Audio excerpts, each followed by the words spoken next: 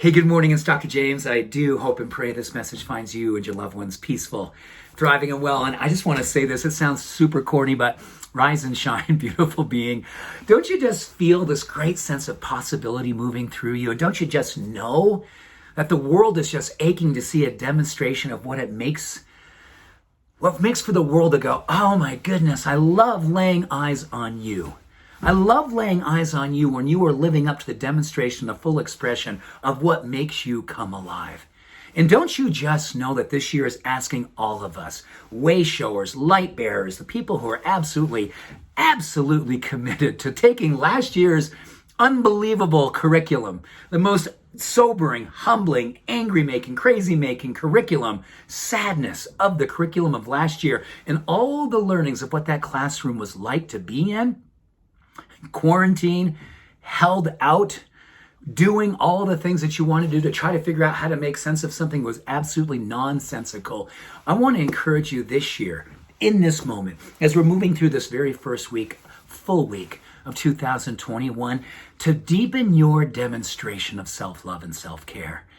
If there's anything that I am learning more and more is the science of how it is that when we lay eyes on you, when you are demonstrating an unfiltered level of self-love, when you are courageously being self-compassionate in such a way that you don't have to be right, you just need to be love. Don't you just know that this past year of all the things that kind of drained your energy, trying to change things that you could not change, judging people that didn't necessarily align with the judgments that you thought should be judged, and you found yourself trying to will yourself through that judgment? What if we just pull that back in and use discernment? Discernment, observation. Oh my gosh, I have a feeling that energy over there.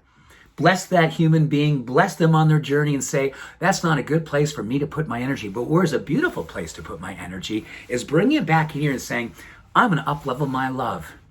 I'm going to up-level my self-compassion. In fact, it's going to be radical self-acceptance this year.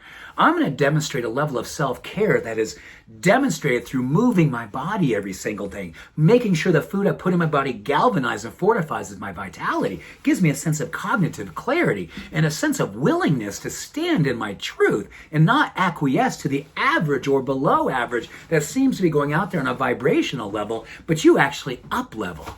And you're having a field day. You're having a blast. You're just enjoying the being of saying, oh my goodness, if I've learned anything about what it is that my demonstration this year needs to be, it needs to be a policy for love, a full out, unfiltered, beautiful expression of my truth. Because trying to be good in a world that is trying to figure out what is truthful anymore is never going to work. It'll always leave us empty. So we have an opportunity.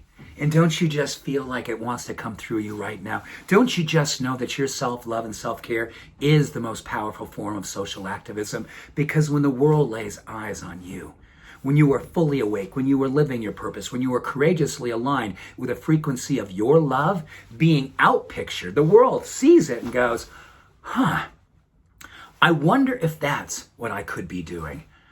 I wonder if that's what would be beautiful, because it certainly looks beautiful on you. There is nothing more hopeful than a human being who is wildly awake to their possibilities and having the fearless dedication to practice their craft each and every moment of their life. They wake up and they say, oh my goodness, what would love look like today?